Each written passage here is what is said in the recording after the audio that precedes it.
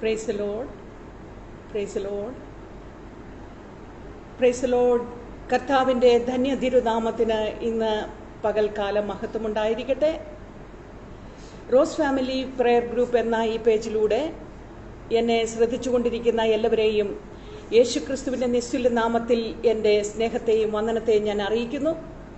Rose family prayer ഗ്രൂപ്പിൻ്റെ 13ാമത്തെ ഈ കൺവെൻഷനിൽ കർത്താവിൻ്റെ മാറ്റമില്ലാത്ത സുവിശേഷത്തിൻ്റെ മാർമിക സത്യങ്ങളുമായി നിങ്ങളുടെ മധ്യത്തിലായിരിക്കുവാൻ തക്കോണം സ്വർഗത്തിലെ ദൈവം എൻ്റെയും ജീവിതത്തിൽ ഒരുക്കി തന്ന ഈ വിലയേറിയ സാവകാശത്തെ ഓർത്ത് ഞാൻ എൻ്റെ കർത്താവിനെ വാഴ്ത്തുന്നു, സ്തുതിക്കുന്നു. പ്രിയ റോസ്ലിൻ ആൻറ്റിയും ടീമും കർത്താവിൻ്റെ നാമത്തിനു വേണ്ടി കാണിക്കുന്ന എല്ലാ ശുഷ്കാന്തിക്കുമായി സ്വർഗത്തിലെ ദൈവം 100 മടങ്ങായിട്ട് പ്രതിഫലമയച്ച് മാനിക്കട്ടെ എന്ന് ഞാൻ ആത്മാർത്ഥമായിട്ട് ആഗ്രഹിക്കുന്നു.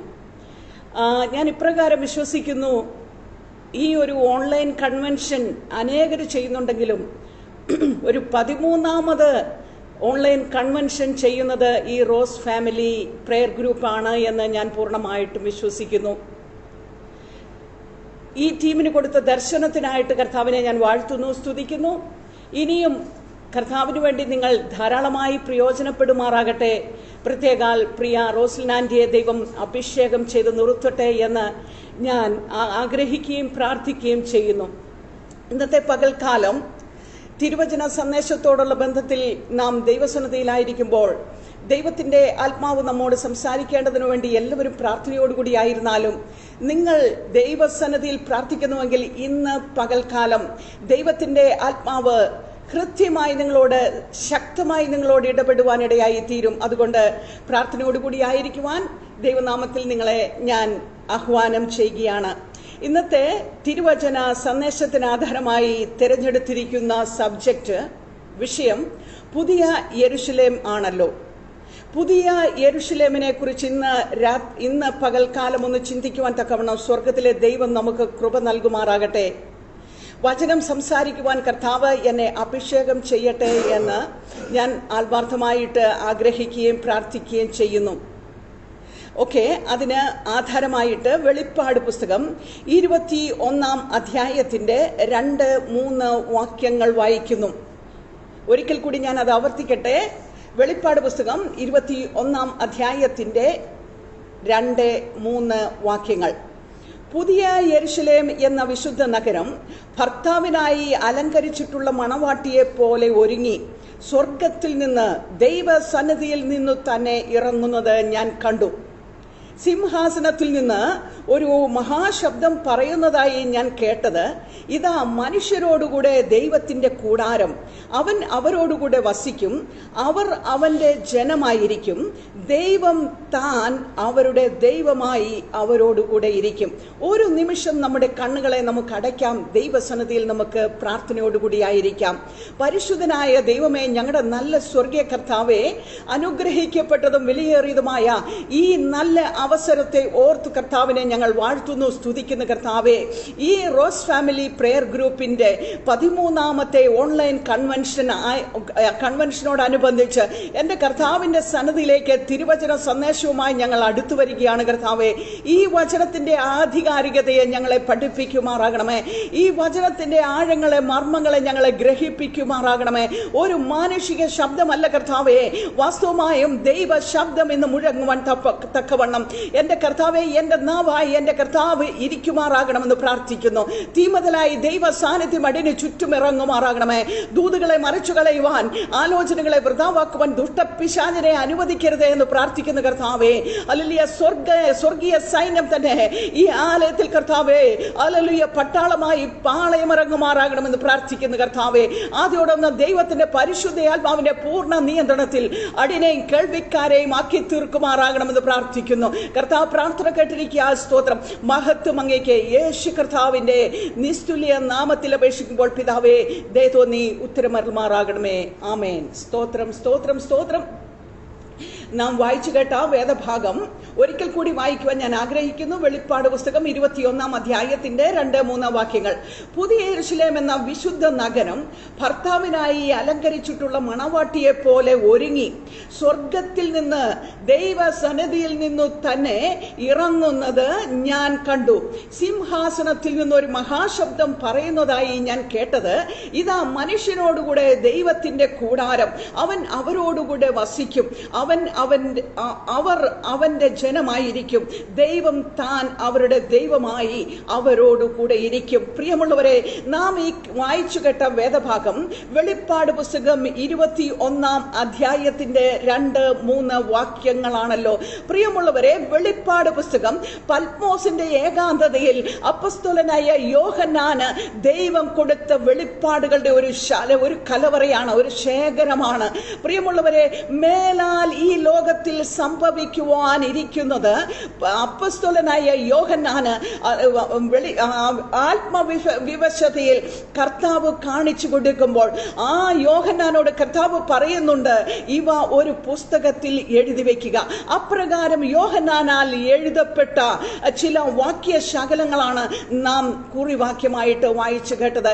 പ്രിയമുള്ളവരെ, മേലാൽ ഈ ലോകത്തിൽ ഈ കൃപായുഗ സഭ, ദൈവത്തിന്റെ സഭ, അല്ലെങ്കിൽ പരിശുദ്ധാത്മാ യുഗത്തിൽ ആയിരിക്കുന്ന നാം, ഈ കൃപായുഗത്തിൽ ആയിരിക്കുന്ന നാം കർത്താവായ യേശുക്രിസ്തുവിന്റെ മഹത്വ പ്രത്യക്ഷതയിൽ കർത്താവിനോടുകൂടെ മേഘങ്ങളിൽ എടുക്കപ്പെടുന്ന ഒരു മഹനീയ ദിവസം, അല്ലെങ്കിൽ ഒരു മഹനീയ മുഹൂർത്തം ഈ ഭൂമിയിൽ സംജാതമാകുവാൻ പോകുകയാണ്. അപ്പോൾ ഈ ലോകത്തിൽ മേലാൽ സംഭവിക്കുവാനിരിക്കുന്ന ചില കാര്യങ്ങളാണ് ഇനി കർത്താവായ യേശുക്രിസ്തുവിന്റെ മേഘപ്രത്യക്ഷതയും നമ്മളുടെ ഉൽപ്രാപണവും. അത് കഴിഞ്ഞാൽ 7 വർഷം ഈ ഭൂമിയെ എതിർ ക്രിസ്തുവായവൻ, അല്ലെങ്കിൽ പിശാചായവൻ എതിർ ക്രിസ്തുവായവൻ ഭരണം നടത്തുവാനിടയായി തീരും. അതിന് മഹോപദ്രവകാലം എന്ന് തിരുവചനം വിശേഷിപ്പിക്കുക. ഈ 7 വർഷത്തെ കഠിനമായ ആന്റി ക്രൈസ്റ്റിന്റെ ഭരണത്തിനു ശേഷം നമ്മുടെ കർത്താവായ യേശുക്രിസ്തുവിന്റെ മഹത്വ പ്രത്യക്ഷ സംഭവിക്കും. കർത്താവായ യേശു ക്രിസ്തു നാം എല്ലാവരും കാണത്തക്ക വിധം, സകല ഭൂസീമാവാസികളും കാണത്തക്ക നിലവാരത്തിൽ ആ ഒലിവുമലയിൽ കാലുകുത്തുന്ന മഹനീയ മുഹൂർത്തത്തെ കർത്താവായ യേശു ക്രിസ്തുവിന്റെ മഹത്വ പ്രത്യക്ഷത എന്ന് നമുക്ക് വിളിക്കുവാനായിട്ട് സാധിക്കും. അവിടെ വെച്ച് എതിർ ക്രിസ്തുവിനോടും കള്ളപ്രവാചകനോടും സാത്താനോടും പടവെട്ടി ജയിച്ചുകൊണ്ട് 1000 വർഷം ഈ കർത്താവായ യേശു ക്രിസ്തു യെരൂശലേമിനെ കേന്ദ്രമാക്കിക്കൊണ്ട് ഈ ലോകത്തെ ഭരിക്കുവാൻ പോകുകയാ. ഈ 1000 വർഷത്തെ ഈ സഹസ്രാബ്ദ വാഴ്ച കഴിയുമ്പോൾ കർത്താവായ യേശു ക്രിസ്തു സാത്താനെ, അതായത് ഈ സഹസ്രാബ്ദ വാഴ്ചയ്ക്ക് മുമ്പായിട്ട് ബന്ധിക്കപ്പെട്ടു പോയ, അല്ലെങ്കിൽ ചങ്ങലക്കിട്ട് സാത്താനെ അഴിച്ചുവിടുകയും അവൻ ചില മനസ്സുകളെയും ഹൃദയങ്ങളെയും വശീകരിച്ച് കർത്താവായ യേശു ക്രിസ്തുവിനെതിരായി പാപം ചെയ്യിപ്പിക്കുകയും ചെയ്യും. എന്നാൽ അല്ലെങ്കിൽ അവനെയും എതിർ ക്രിസ്തുവിനെയും കള്ളപ്രവാചകനെയും തീപ്പൊയ്കയിൽ തള്ളിയിട്ടുകൊണ്ട് വെള്ള സിംഹാസന ന്യായവിധി നടക്കും. അപ്പോൾ വെള്ള സിംഹാസന ന്യായവിധി നടക്കുമ്പോൾ സമുദ്രം തന്നിലുള്ളവരെ ഏൽപ്പിച്ചു കൊടുത്തു, ഭൂമി തന്നിലുള്ളവരെ ഏൽപ്പിച്ചു കൊടുത്തു, ആകാശം തന്നിലുള്ളവരെ ഏൽപ്പിച്ചു കൊടുത്തു എന്ന് പറയുന്നു. കർത്താവായ യേശുക്രിസ്തുവിന്റെ മേഘപ്രത്യക്ഷതയിൽ രണ്ടാമത്തെ വരവിൽ എടുക്കപ്പെടാത്ത സകല മനുഷ്യരും വെള്ള സിംഹാസന ന്യായവിധിയുടെ മുമ്പിൽ, കർത്താവായ യേശുക്രിസ്തുവിന്റെ ന്യായാസനത്തിന് മുമ്പിൽ വെളിപ്പെട്ട് സകലരെയും കർത്താവായ യേശുക്രിസ്തു ന്യായം വിധിക്കുന്ന അന്ത്യ ന്യായവിധിയുടെ സമയങ്ങൾ കഴിഞ്ഞ് അവരെയും അല്ലെങ്കിൽ കള്ളപ്രവാചകനെയും എതിർ ക്രിസ്തുവിനെയും തീപ്പൊയ്കയിൽ തള്ളിയിട്ട് ഈ ജനത്തെയും ന്യായം വിധിച്ച് നരകാഗ്നിയിലേക്ക് തള്ളിക്കഴിയുമ്പോൾ അല്ലെങ്കിൽ യോഹന്നാൻ പിന്നെ കാണുകയാണ് വെളിപ്പാട് പുസ്തകം 21 അധ്യായം. അവിടെ വെളിപ്പാട് പുസ്തകം 21 അധ്യായത്തിൽ യോഹന്നാൻ ഇപ്രകാരമാണ് സാക്ഷീകരിക്കുന്നത്: പുതിയ യെരൂശലേം എന്ന വിശുദ്ധ നഗരം ഭർത്താവിനായി അലങ്കരിക്കപ്പെട്ട മണവാട്ടിയെ പോലെ ഒരുങ്ങി സ്വർഗത്തിൽ നിന്ന് ദൈവസന്നിധിയിൽ നിന്നു തന്നെ ഇറങ്ങുന്നത് ഞാൻ കണ്ടു. അപ്പോൾ സിംഹാസനത്തിൽ നിന്നൊരു മഹാശബ്ദമുണ്ടാകുകയാ.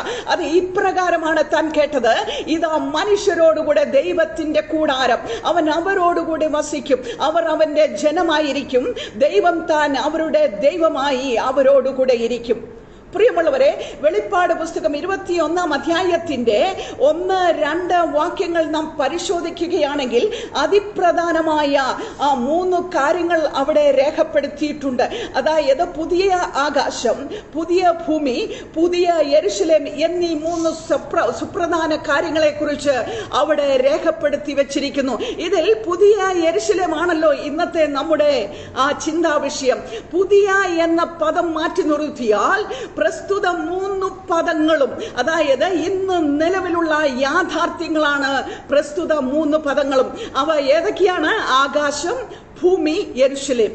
പുതിയ എന്നുള്ള വാക്ക് മാറ്റി നിർത്തിയാൽ ആകാശവും ഭൂമിയും യെരുശലേമും ഇന്ന് നിലവിലുള്ള വസ്തുതകളാണ്.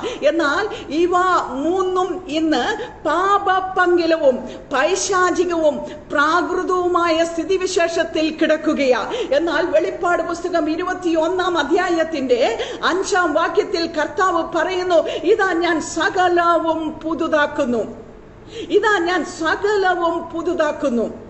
അതുകൊണ്ട് തന്നെ പുതിയ എന്ന വാക്കിന് ഇവിടെ പ്രസക്തിയേറുകയാണ്. പുതിയ ആകാശം, പുതിയ ഭൂമി, പുതിയ യെരുശലേം എന്നീ ക്രമത്തിലാണ് തിരുവചനത്തിൽ അതിനെക്കുറിച്ച് രേഖപ്പെടുത്തിയിരിക്കുന്നത്. എന്നാൽ പുതിയ ആകാശത്തെക്കുറിച്ചും പുതിയ ഭൂമിയെക്കുറിച്ചും രേഖപ്പെടുത്തിയിട്ടുള്ളതിലും കൂടുതലായ വിശദാംശങ്ങൾ പുതിയ യെരുശലേമിനെ കുറിച്ച് രേഖപ്പെടുത്തിയിരിക്കുന്നതായിട്ട് നമുക്ക് കാണുവാനായിട്ട് സാധിക്കും. യെരുശലേം, നമ്മുടെ വിഷയം പുതിയ യെരുശലേം ആയതിനാൽ മറ്റു 2 വിഷയങ്ങളെയും വിട്ട് നമുക്ക് പുതിയ യെരുശലേമിന്റെ വിഷയങ്ങളിലേക്ക് കടക്കാം. ആദ്യമായിട്ട് നമുക്ക് ആശ്ചര്യമായിട്ടുള്ള യെരുശലേമിനെ കുറിച്ചൊന്ന് ചിന്തിക്കുവാനായിട്ട് ഞാൻ ദൈവകൃപയിൽ ശരണപ്പെടുക. യെരുശലേം എന്ന വാക്കിന്റെ അർത്ഥം സമാധാനത്തിന്റെ സ്ഥലമെന്ന. യെരുശലേം എന്ന വാക്കിന്റെ അർത്ഥം സമാധാനത്തിന്റെ സ്ഥലം. വിശുദ്ധ നഗരം എന്ന് ബൈബിളിൽ വിളിക്കപ്പെട്ടിട്ടുള്ള ഏക നഗരമാണ് യെരുശലേം. അപ്പോൾ യെരുശലേം ഭൂമിയുടെ മധ്യഭാഗത്തായി സ്ഥിതി ചെയ്യുന്നു എന്ന് നാം ഭൂമിയുടെ ഭൂഖണ്ഡം എടുത്ത് പരിശോധിച്ചാൽ നമുക്ക് മനസ്സിലാക്കുവാനായിട്ട് സാധിക്കും. ഭൂമധ്യ രേഖയ്ക്ക് കൃത്യ നടുവിലായി സ്ഥിതി ചെയ്യുന്നു ഈ യെരുശലേം.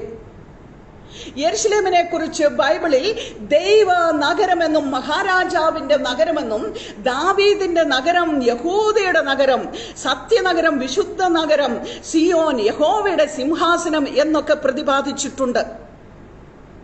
ഇത്രയും ശ്രേഷ്ഠതയും മാന്യതയും ദൈവം നൽകിയ ഈ ദേശങ്ങൾ എന്നാൽ അതപ്പതിച്ചു പോകുവാനിടയായി തീർന്നു. ജനത്തിന്റെ പാപം നിമിത്തം ദൈവ ക്രോധമെന്ന ആ ചക്കിൽ യെരുശലേം പട്ടണം പലപ്പോഴും ചവിട്ടി മെതിക്കപ്പെടുവാനിടയായി തീർന്നു.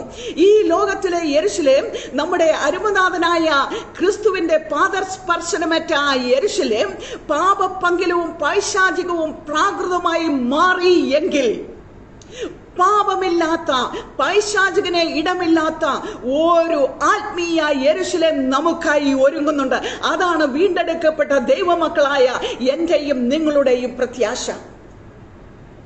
അതത്രേ ഇന്ന് നമ്മുടെ ചിന്താവിഷയം, പുതിയ യെരുശലേം.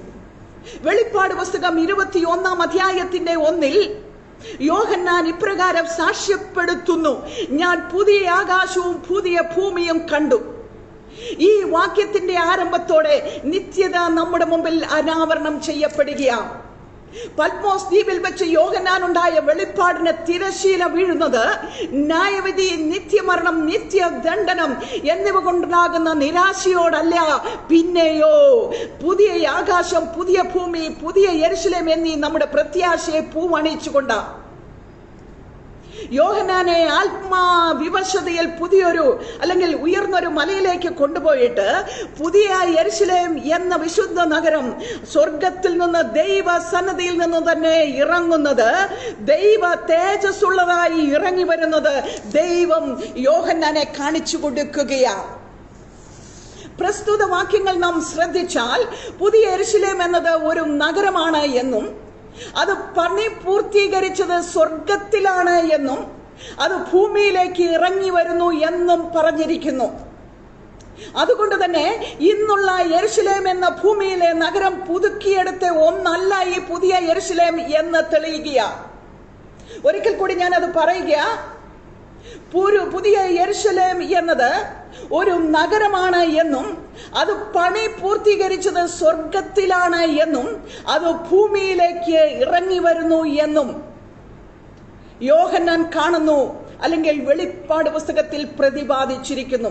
അതുകൊണ്ട് തന്നെ ഇന്നുള്ള ആക്ഷരിക യെരുശലേം പുതുക്കി പണിതതല്ല ഈ ആത്മീയ യെരുശലേം എന്ന് നമുക്ക് മനസ്സിലാക്കുവാനായിട്ട് കഴിയുക.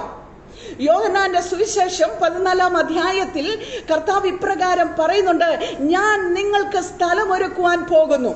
ഞാൻ പോയി സ്ഥലമൊരുക്കിയാൽ ഞാൻ ഇരിക്കുന്ന ഇടത്ത് നിങ്ങളും ഇരിക്കേണ്ടതിന് വന്ന് വീണ്ടും നിങ്ങളെ ചേർത്തുകൊള്ളും.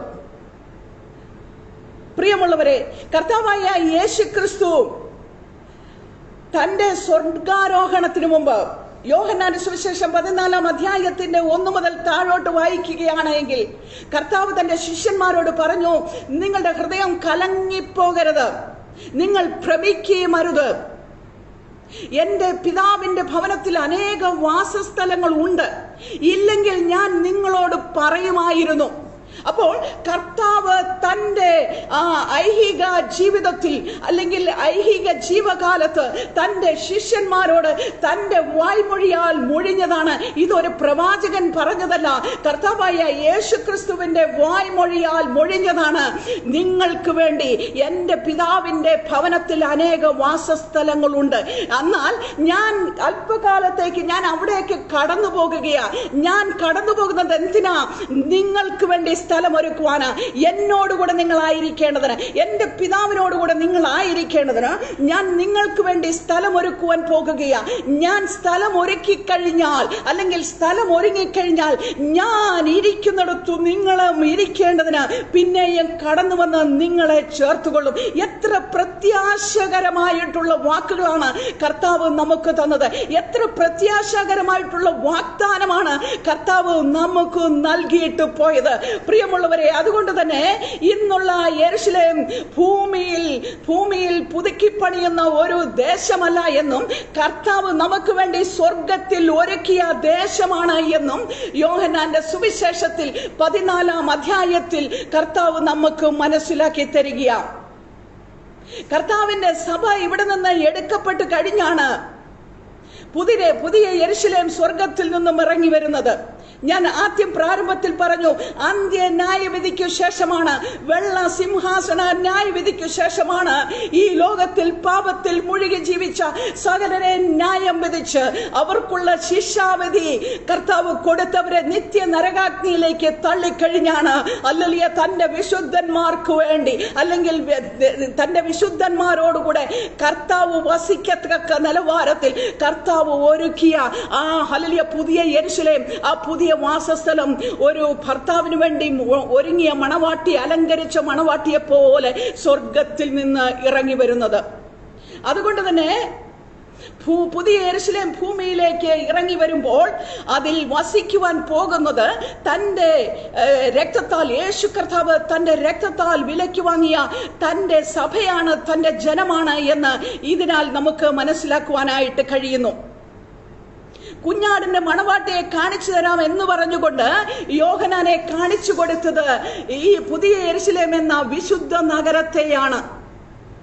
അതുകൊണ്ട് ആ കെട്ടിടമാണ് മണവാട്ടി സഭ എന്ന് നാം ദുർവ്യാഖ്യാനം ചെയ്യരുത്. സ്വർഗത്തിൽ നിന്നും ഇറങ്ങി വരുന്ന കെട്ടിടമാണ് മണവാട്ടി സഭ എന്ന് നാം ഒരിക്കലും ദുർവ്യാഖ്യാനം ചെയ്യുവാൻ പാടില്ല. അതിലാണ് മണവാട്ടി സഭ ക്രിസ്തുവിനോടുകൂടെ വസിക്കുവാൻ പോകുന്നത് എന്ന് നാം ഇതിൽ നിന്നും മനസ്സിലാക്കേണ്ടിയിരിക്കുന്നു. ഞാനൊരു ഉദാഹരണം പറഞ്ഞ് നിങ്ങളെ മനസ്സിലാക്കുവാനായിട്ട് ശ്രമിക്കാം. ഒരു സ്കൂൾ കെട്ടിടം ഒരു സ്കൂൾ ആകുന്നത് അവിടെ അധ്യാപകരും കുട്ടികളും വന്ന് അധ്യയനം, പഠിപ്പീരും പഠനമൊക്കെ തുടങ്ങുമ്പോൾ മാത്രമാണ്. സ്കൂൾ കാണിച്ചു തരാം എന്ന് പറഞ്ഞ് കെട്ടിടം കാണിച്ചു കൊടുക്കുന്നത് പോലെയാണ് ഇവിടെ ദൂതൻ ചെയ്തത്. മണവാട്ടിയെ അവിടെ കണ്ടില്ല എന്നല്ല, മന്ദിരം അവിടെ കണ്ടില്ല എന്നാണ് യോഹന്നാൻ അവിടെ സാക്ഷ്യപ്പെടുത്തുന്നത്. മന്ദിരം എന്നാൽ ദൈവത്തിന്റെ ആലയമാണെന്ന് അർത്ഥമാക്കുകയാണ്. അപ്പോൾ മണവാട്ടിയെ അവിടെ കണ്ടില്ല എന്നല്ല, മന്ദിരം അവിടെ കണ്ടില്ല, ആലയം അവിടെ കണ്ടില്ല എന്നാണ് ഇവിടെ യോഹന്നാൻ സാക്ഷ്യപ്പെടുത്തുന്നത്. 1 തിമോത്തിയോസ് 3:15 ധന്യനായ പൗലോസ് അപ്പോസ്തലൻ ഇപ്രകാരം പറഞ്ഞു, സത്യത്തിന്റെ തൂണും അടിസ്ഥാനവുമായി ജീവനുള്ള ദൈവത്തിന്റെ സഭയാകുന്ന ദേവാലയം. അപ്പോൾ ദൈവസഭയെക്കുറിച്ച് അഥവാ ദൈവജനത്തെ കുറിച്ച് ഇവിടെ പൗലോസ് പ്രതിപാദിക്കുന്നത് സത്യത്തിന്റെ തൂണും അടിസ്ഥാനവുമായി ജീവനുള്ള ദൈവത്തിന്റെ സഭയാകുന്ന ദേവാലയമെന്ന. അപ്പോൾ മണവാട്ടി അഥവാ സഭയാം ദേവാലയം അവളുടെ ആത്മനാഥനോടുകൂടി ആയിരിക്കുമ്പോൾ പൂർണ്ണമായും അത്യുന്നതന്റെ മറവിലും സർവശക്തന്റെ നിഴലിൻ കീഴിലും ആയി തീരുകയാണ് ചെയ്യുന്നത്.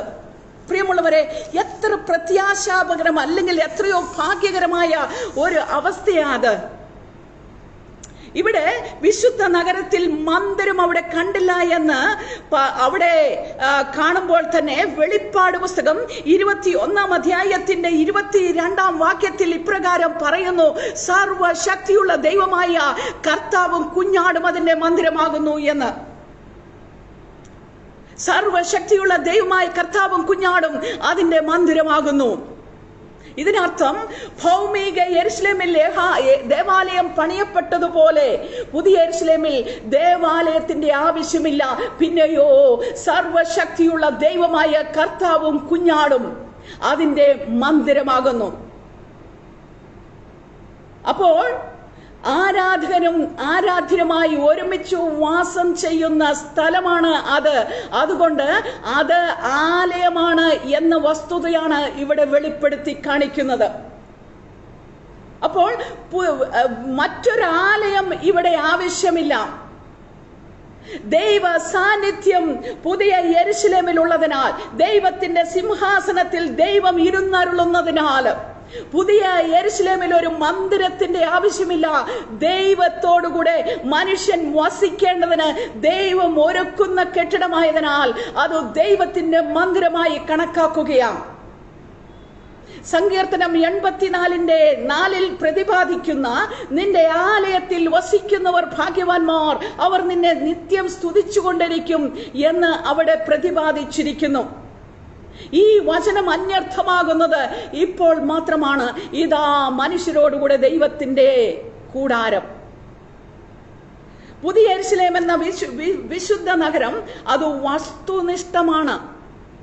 അർത്ഥാൽ അത് ദൈവം കൈപ്പണിയായി നിർമ്മിച്ചതും അടിസ്ഥാനങ്ങൾ ഉള്ളതുമായ ഒരു നഗരമാണ്.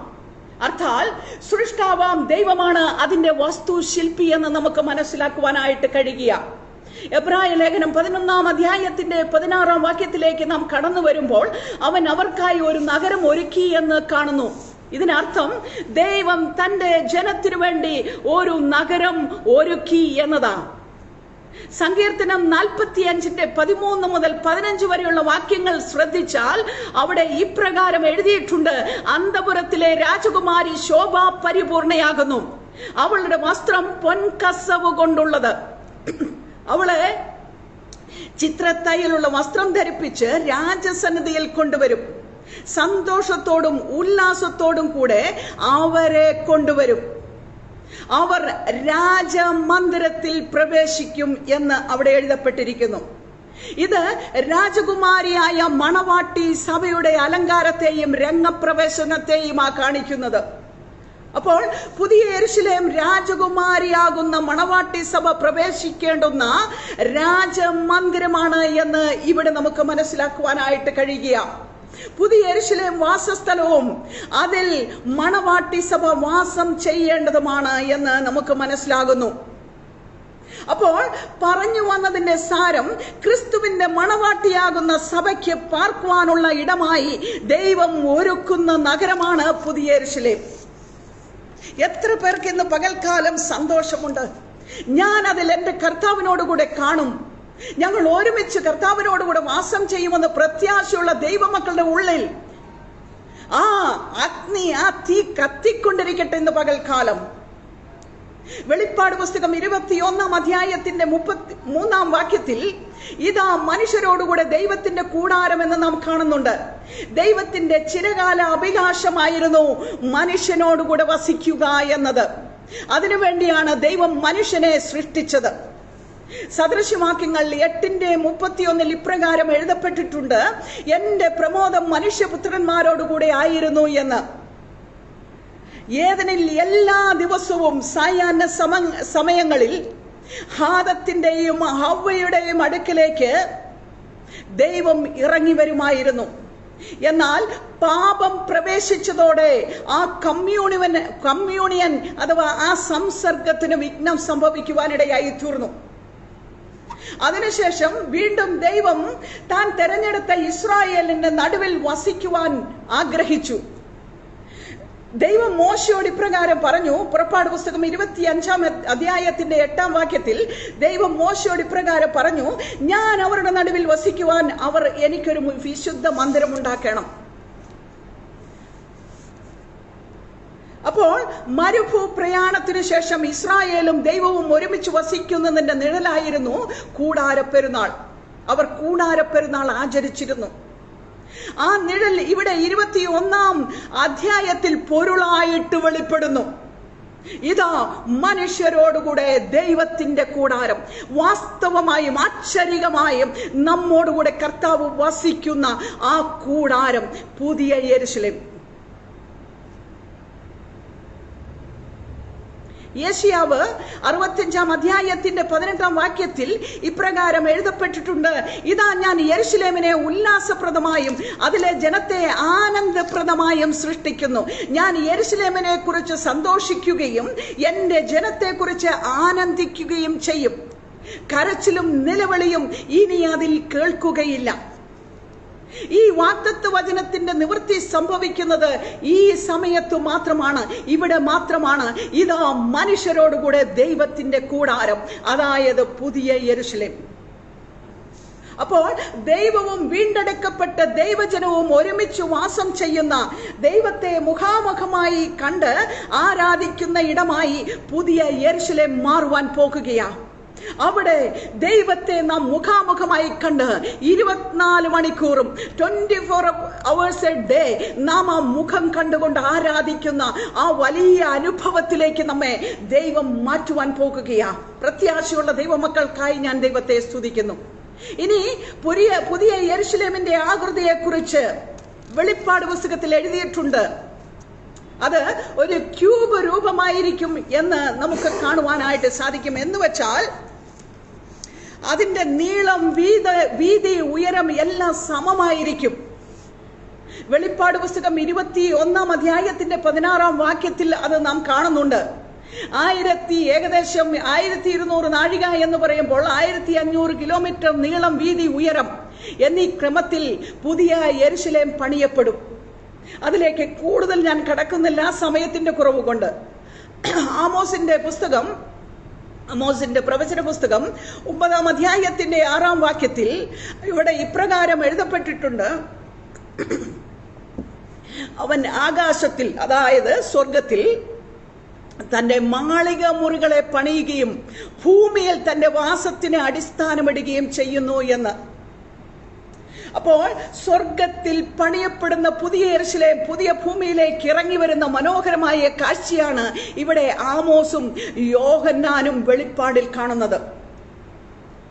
എന്നാൽ അതിന്റെ അന്തർഭാഗം, അവിടുത്തെ ക്രമീകരണങ്ങൾ എന്നിവയെക്കുറിച്ച് യോഹന്നാൻ അവിടെ വെളിപ്പെടുത്തിയതായിട്ട് യോഹന്നാൻ എഴുതിയിട്ടില്ല.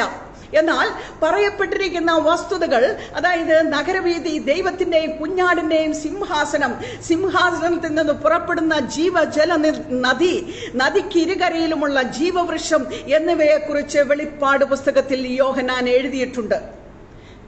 ഇതിന്റെ വിശദാംശങ്ങളിലേക്ക് പിന്നീട് നമുക്ക് കടന്നു വരാം. പ്രിയമുള്ളവരെ, ഈ പുതിയ യെരുശലേമിൽ മരണമില്ല എന്ന് വെളിപ്പാട് പുസ്തകം വെളിപ്പെടുത്തി കാണിക്കുകയാണ്. അതായത് ഒന്നാം മരണത്തെയും രണ്ടാം മരണത്തെയും കടന്ന വിശുദ്ധർ പാർക്കുന്ന ഇടമാകയാൽ ഇവിടെ മരണം ഉണ്ടാകുകയില്ല, മരണത്തിന് സ്ഥാനമില്ല. കാരണം നമ്മുടെ, അതായത് വീണ്ടെടുക്കപ്പെട്ട തേജസ്കരിക്കപ്പെട്ട ശരീരത്തോടുകൂടി നാം ഈ പുതിയ യെരുശലേമിൽ വാസം ചെയ്യുന്നതിനാൽ നമ്മുടെ ആ ശരീരം അമർത്യതയുള്ളതാണ്. അത് തേജസ്കരിക്കപ്പെട്ടത്, അത് മജ്ജയും മാംസവുമുള്ള ശരീരമല്ലായകയാൽ അതിന് മരണമില്ല എന്ന് നമുക്ക് കാണുവാനായിട്ട് കഴിയുന്നു. അതുകൊണ്ട് തന്നെ പുതിയ യെരുശലേമിൽ ഉള്ളവർക്ക് മരണമില്ല എന്ന് നാം അവിടെ മനസ്സിലാക്കുകയാണ്. അവിടെ ദുഃഖം ഇല്ല എന്ന് എഴുതിയിരിക്കുന്നു. വെളിപ്പാട് പുസ്തകം 21:5 പറയുന്നു, ദുഃഖവും നെടുവീർപ്പും ഓടിപ്പോകും. യെശയ്യാവ് 51:11 ഇപ്രകാരം പറയുന്നുണ്ട്, നിത്യാനന്ദം അവരുടെ തലയിൽ ഉണ്ടായിരിക്കും, അവർ ആനന്ദവും സന്തോഷവും പ്രാപിക്കും, ദുഃഖവും ഞരക്കവും ഓടിപ്പോകും. അപ്പോൾ ക്രിസ്തു മുഖാന്തരം പാപത്തിന് ശാശ്വത പരിഹാരം വരികയും പാപം ചെയ്യിക്കുന്ന പിശാചിനെ നിത്യാഗ്നിയിലേക്ക് തള്ളുകയും ചെയ്തതിനാൽ പുതിയ ഭൂമിയിൽ കഷ്ടത, രോഗം, നിരാശ, മരണം, ദുഃഖം എന്നിവ ഉണ്ടായിരിക്കുകയില്ല. അത് ദൈവം റിനിവേറ്റ് ചെയ്ത പുതുക്കിപ്പണിത ഭൂമിയാ. അവിടെ ഇവയ്ക്കൊന്നും സ്ഥാനമില്ല എന്ന് നാം മനസ്സിലാക്കുന്നു. അപ്പോൾ അന്നത്തെ ലോകം പ്രശ്ന വിമുക്തമായിരിക്കും എന്ന് നമുക്ക് മനസ്സിലാക്കുവാനായിട്ട് കഴിയുക. പിന്നീട് പറയുന്നു, വെളിപ്പാട് 21:5 പറയുന്നു, അവിടെ മുറവിളിയില്ല എന്ന്. പ്രിയമുള്ളവരെ, നാം എപ്പോഴാണ് നിലവിളിക്കുന്നത്? നിസ്സഹായാവസ്ഥയിൽ. ആരുടെയെങ്കിലും അതുപോലെയുള്ള സഹായം വേണ്ട സമയത്താണ് നാം നിലവിളിക്കുവാൻ തയ്യാറാകുന്നത്. പ്രിയമുള്ളവരെ, നിത്യ സന്തോഷാവസ്ഥയിൽ പുതിയ യെരുശലേമിലും പുതിയ ഭൂമിയിലും മുറവിളിക്ക് അവിടെ സ്ഥാനമില്ല എന്ന് ഇവിടെ വെളിപ്പാട് പുസ്തകത്തിൽ വ്യക്തമായിട്ട് നമുക്ക് മനസ്സിലാക്കുവാനായിട്ട് കഴിയുക. അതുപോലെ തന്നെ അവിടെ കഷ്ടതയുണ്ടാവുകയില്ല. ഇപ്പോൾ നാം എല്ലാം എന്തെല്ലാം കഷ്ടതകളിലൂടെയാണ് കടന്നു പോകുന്നത്. കർത്താവ് പറഞ്ഞു, നിങ്ങൾ അനേക കഷ്ടങ്ങളിലൂടെ സ്വർഗരാജ്യത്തിൽ കടക്കേണ്ടതാകുന്നു. കർത്താവ് വീണ്ടും പറഞ്ഞു, ഈ ലോകത്തിൽ നിങ്ങൾക്ക് കഷ്ടമുണ്ട് എങ്കിലും ധൈര്യപ്പെടുവിൻ, ഞാൻ ഈ ലോകത്തെ ജയിച്ചിരിക്കുന്നു. അപ്പോൾ ഈ ലോകത്തിലെ കഷ്ടതകളും മുറവികളും ദുഃഖവും മരണവും എല്ലാം നീങ്ങിപ്പോയി എല്ലാത്തിനും ശാശ്വത പരിഹാരം വരുന്ന ഒരു സ്ഥലമായിരിക്കും പുതിയ യെരുശലേമും പുതുവാന ഭൂമിയുമെന്ന് ഇവിടെ നമുക്ക് മനസ്സിലാക്കുവാനായിട്ട് കഴിയുക. പ്രിയമുള്ളവരെ, കഷ്ടത എന്ന നമുക്ക് സംഭവിച്ചത്, പാപം ചെയ്യുന്നതിന് മുമ്പ് മനുഷ്യന് കഷ്ടതയില്ലായിരുന്നു. പാപം മനുഷ്യന്റെ മനോവീര്യത്തെ ബാധിക്കുവാനിടയായി തീർന്നു. ജീവിതം പ്രശ്ന സങ്കീർണമായി മാറി. പാപം ചെയ്ത ഹവയോട് ദൈവം ഇപ്രകാരം പറഞ്ഞു, നിനക്ക് കഷ്ടവും ഗർഭധാരണവും ഏറ്റവും വർദ്ധിക്കും.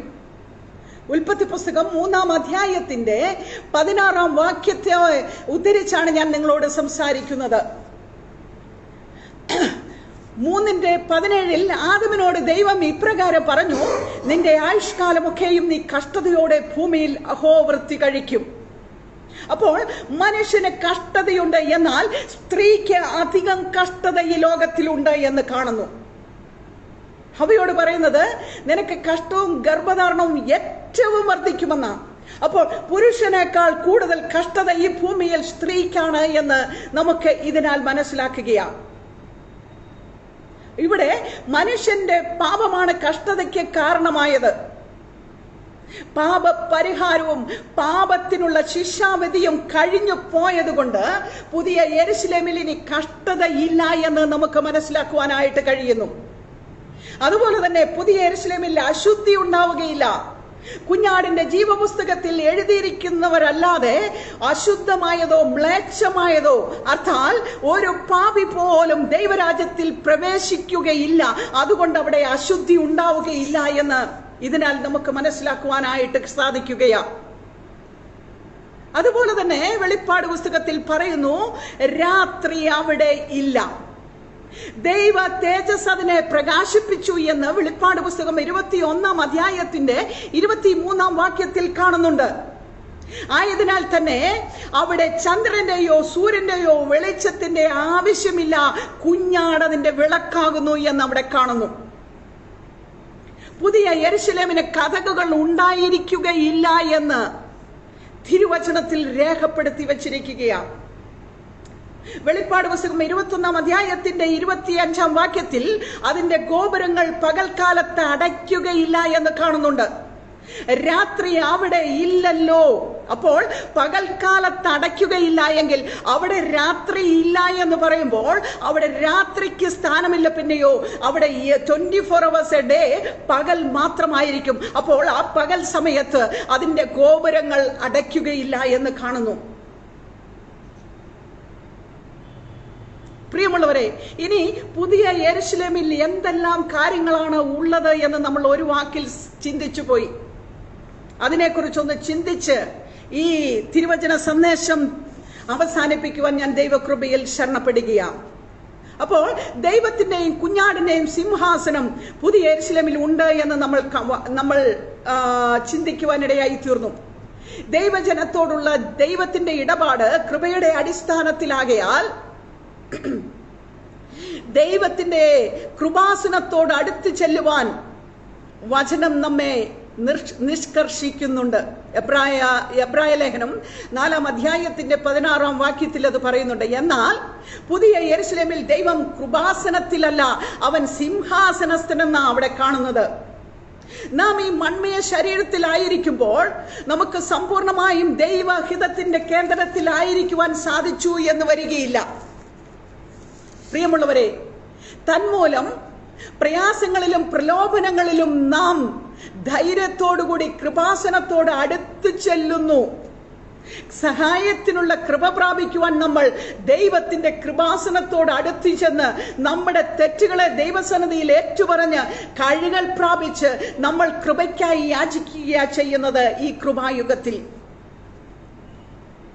പ്രിയമുള്ളവരെ, ജഡത്തിൽ അവതാരം ചെയ്ത് ഒരു മനുഷ്യൻ ജഡത്തിൽ അനുഭവിക്കുന്ന സകല കഷ്ടങ്ങളിലൂടെയും കടന്നുപോയ കർത്താവ് കൃപയുടെ സിംഹാസനത്തിൽ ഇരുന്നു കൊണ്ട് നാം വാക്കുകളിലും മനസ്സുകൊണ്ടും തെറ്റിപ്പോകുമെന്നറിയാവുന്ന കർത്താവ് ആർദ്രതയോടുകൂടി കരുണയോടുകൂടി കൃപാസനത്തോട് അടുത്തു ചെല്ലുന്ന നമ്മെ അവൻ വീക്ഷിച്ച് നമ്മുടെ ബലഹീനതകളിൽ നിന്നും വിടുവിക്കുവാൻ വിശ്വസ്തനായ ദൈവമായതുകൊണ്ടാണ് നാം അവന്റെ കൃപാസനത്തോട് അടുത്തു ചെല്ലുവാൻ എബ്രായ ലേഖനകർത്താവ് നമ്മെ ബുദ്ധി ഉപദേശിക്കുന്നത്. എന്നാൽ പുതിയ യെരുശലേം സമ്പൂർണ്ണ ദൈവഹിതം നടപ്പിലാക്കപ്പെട്ട ദൈവഭരണ കേന്ദ്രമാകയാൽ അവിടെ കൃപാസനത്തിന്റെ ആവശ്യമില്ല.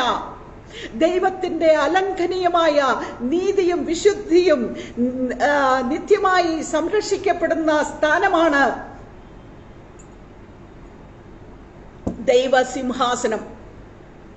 അതായത് പുതിയ യെരുശലേമിലെ ദൈവസിംഹാസനം എല്ലാം പൂർത്തീകരിച്ചായിരിക്കുന്ന, അതായത് സകലതും നിവർത്തീകരിച്ച് സകലത്തിനും സമാപ്തി വരുത്തി ദൈവം ഇരുന്നരുളുന്ന സിംഹാസനമാണ് ദൈവ സിംഹാസനം. അതുകൊണ്ട് കൃപാസനവും സിംഹാസനവും രണ്ട് എന്ന് നാം ചിന്തിക്കരുത്. പിന്നെയോ കൃപയുടെ കാലം കഴിയുകയും കൃപാസനം സിംഹാസനമായി തീരുകയുമാണ് അവിടെ ചെയ്യുന്നത്. ന്യായവിധിക്കായി ദൈവം ഇരിക്കുമ്പോൾ അതിനെ ന്യായാസനമെന്ന് ബൈബിൾ വിശേഷിപ്പിക്കുന്നുണ്ട്. അപ്പോൾ സൃഷ്ടാവാം ദൈവം അവിടുത്തെ ദൈവിക രാജപ്രതാപത്തിനൊത്തവണ്ണം തന്റെ സിംഹാസനത്തിൽ ഉപവിഷ്ടനായിരിക്കും എന്ന് അത് അർത്ഥമാക്കുന്നു.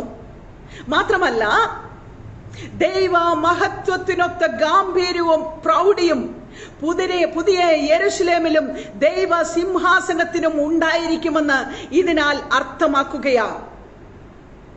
രണ്ടാമതായിട്ട്, ദൈവ സിംഹാസനം അവിടെ ഉണ്ടായിരിക്കുമ്പോൾ തന്നെ ദൈവത്തിന്റെ സാന്നിധ്യം, ദൈവം അക്ഷരാർത്ഥത്തിൽ ഈ പുതിയ യെരുശലേമിൽ ഉണ്ടായിരിക്കും എന്ന് ബൈബിൾ പ്രതിപാദിക്കുന്നു.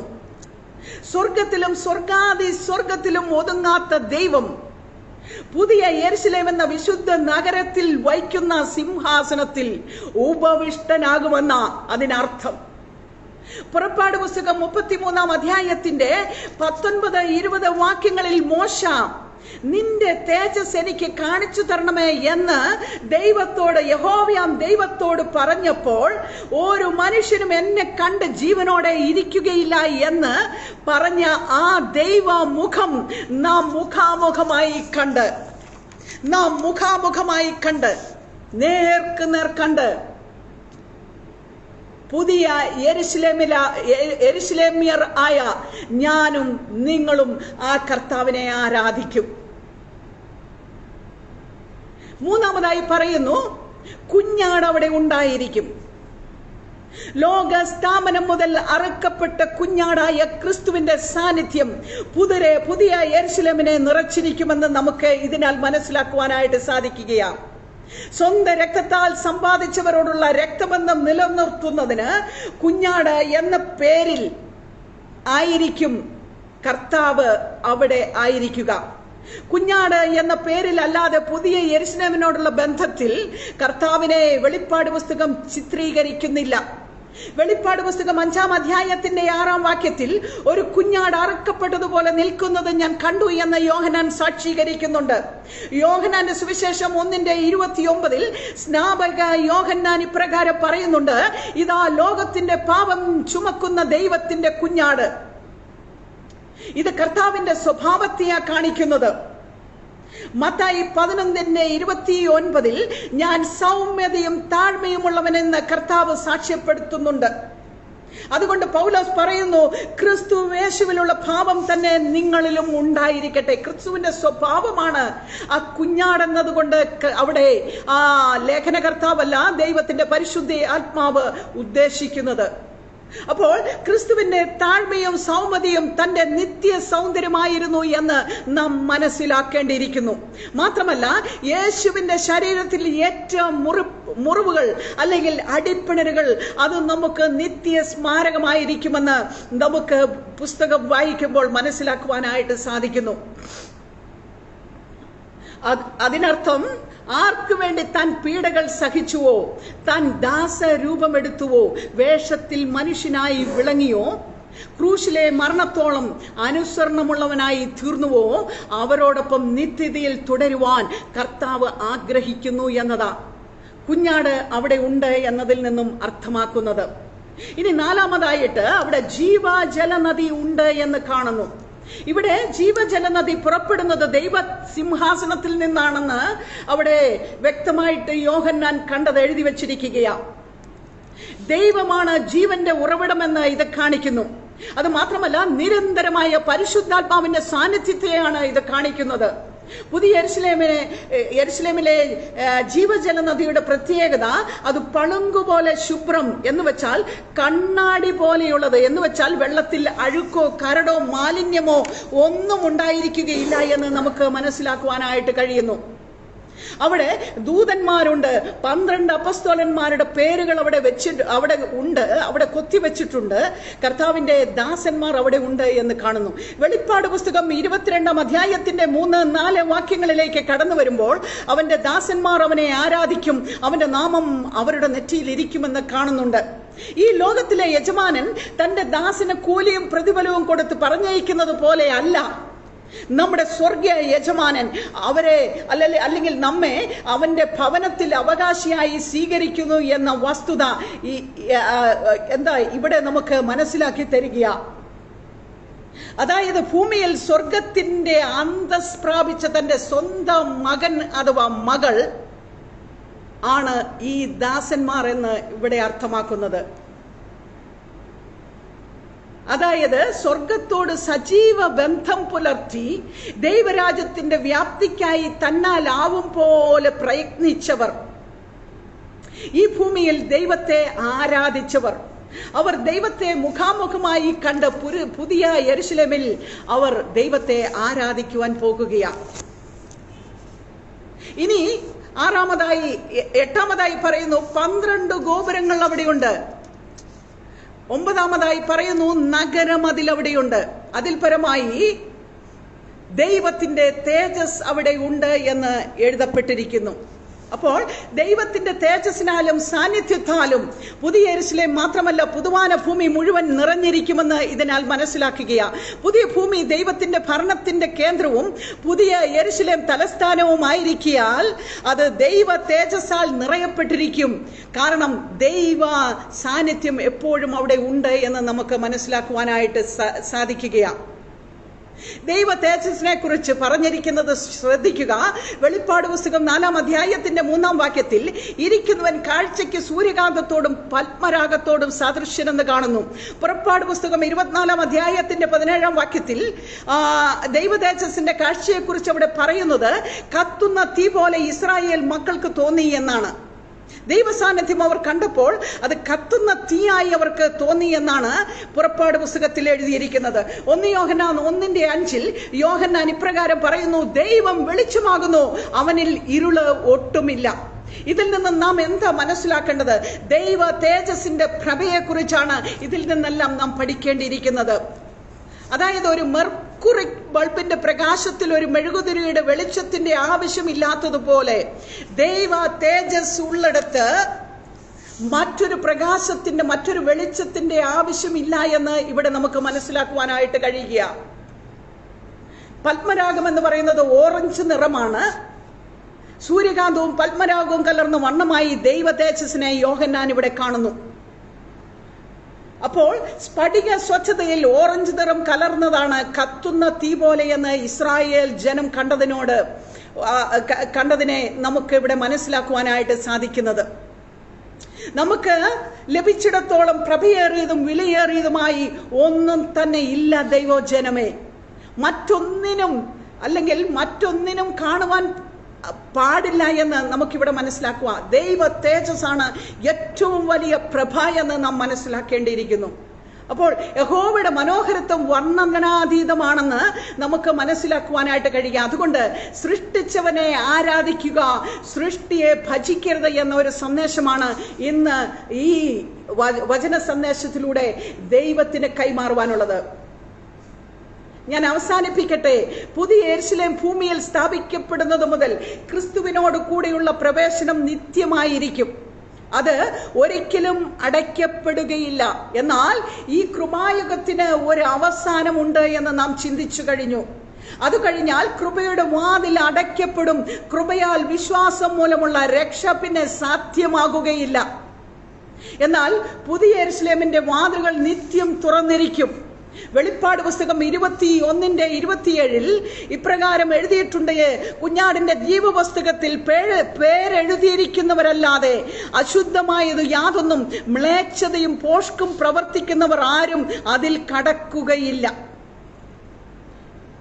പിന്നെ കാണുന്നു, നായ്ക്കളും ക്ഷുദ്രക്കാരും കുലപാതകന്മാരും ബിംബാരാധികളും ഭോഷ്കിൽ പ്രിയപ്പെടുകയും അതിനെ പ്രവർത്തിക്കുകയും ചെയ്യുന്ന ആരും അതിൽ കടക്കുകയില്ല.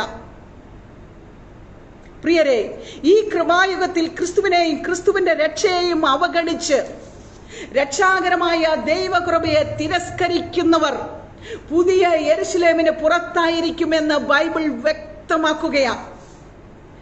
ഗോപുരവാതിൽക്കൽ കാവൽ നിൽക്കുന്ന ദൂതന്മാർ നമ്മെ പഠിപ്പിക്കുന്ന സന്ദേശം ഒരു സ്കാനിങ്, ചെക്കിങ്, ഇമിഗ്രേഷൻ ക്ലിയറൻസ് എല്ലാം കഴിഞ്ഞതിന് ശേഷം മാത്രമേ ഈ പുതിയ യെരുശലേമിലേക്ക് നമുക്ക് പ്രവേശനമുള്ളൂ എന്നതാണ്. ക്രിസ്തുവിനെ സ്വന്തം രക്ഷിതാവും നാഥനുമായി സ്വീകരിച്ച് അവന്റെ കൽപ്പനകളെ പ്രമാണിച്ച് ജീവ പുസ്തകത്തിൽ പേരെഴുതിയിരിക്കുന്ന കുഞ്ഞാടിന്റെ മുദ്രയേറ്റവർ അല്ലാതെ ആരും പുതിയ യെരുശലേമിൽ കാണുകയില്ല എന്ന് നാം ഇതിനാൽ മനസ്സിലാക്കുന്നു.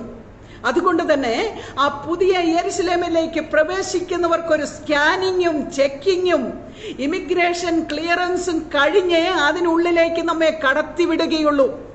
പ്രിയമുള്ളവരെ, ഈ സ്കാനിങ്ങും ചെക്കിങ്ങും ഇമിഗ്രേഷൻ ക്ലിയറൻസും പൂർത്തിയാക്കത്തക്കവണ്ണം നിങ്ങൾ ഒരുങ്ങിയിട്ടുണ്ടോ? ഇല്ല എങ്കിൽ ഇന്ന് പകൽക്കാലം ഞാൻ വിളിച്ചു പറയുന്നു, ഇത് സുപ്രസാദകാലം, ഇന്ന് രക്ഷാദിവസം. ഈ യേശുവിനെ സ്വന്തം രക്ഷിതാവും നാഥനുമായി സ്വീകരിക്കാതെ, ക്രിസ്തുവിന്റെ രക്ഷയിലേക്ക് കടന്നു വരാതെ, ക്രിസ്തുവിന്റെ കൽപ്പനകളെ അനുസരിക്കാതെ പുതിയ യെരുശലേമിന് ആരും യോഗ്യരാകുകയില്ല.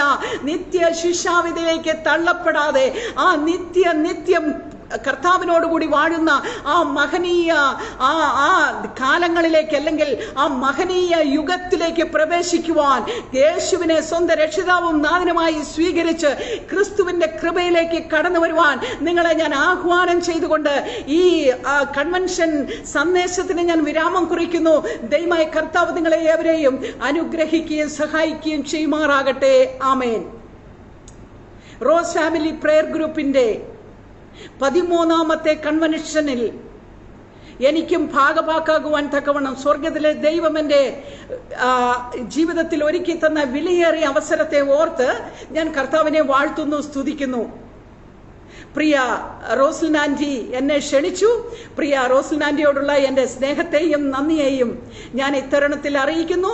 എല്ലാ റോസ് ഫാമിലി പ്രയർ ഗ്രൂപ്പ് മെമ്പേഴ്സിനും ക്രിസ്തുവേശുവിന്റെ നാമത്തിൽ എൻ്റെ സ്നേഹത്തെയും വന്ദനത്തെയും നന്ദിയെയും അറിയിച്ചുകൊണ്ട് ഇത്രയും നേരം ഓൺലൈനിൽ എന്നെ ശ്രദ്ധിച്ചുകൊണ്ടിരിക്കുന്ന എല്ലാവരോടും ക്രിസ്തുവേശുവിന്റെ നാമത്തിൽ എൻ്റെ വന്ദനത്തെയും സ്നേഹത്തെയും നന്ദിയെയും അറിയിക്കുന്നു. ദൈവമായ കർത്താവ് നമ്മെ ഏവരെയും അനുഗ്രഹിക്കട്ടെ. മാറാനാഥ, നമ്മുടെ കർത്താവ് വരാറായി. കർത്താവിന്റെ വരവിനായി നമുക്ക് നോക്കി പാർക്കാം. അല്ലെങ്കിൽ പുതിയ യെരൂശലേമിന് ഓഹരിക്കാരാകുവാൻ സ്വർഗത്തിലെ ദൈവം നമ്മെ ഓരോരുത്തരെയും സഹായിക്കട്ടെ. അതിനായി നമുക്ക് പരിശ്രമിക്കാം, അതിനായി നമുക്ക് ഒരുങ്ങാം, നമുക്ക് വിജയിക്കാം. ഈ വചനങ്ങളാൽ കർത്താവ് നമ്മെ അനുഗ്രഹിക്കുമാറാകട്ടെ. ആമേൻ. Praise the Lord.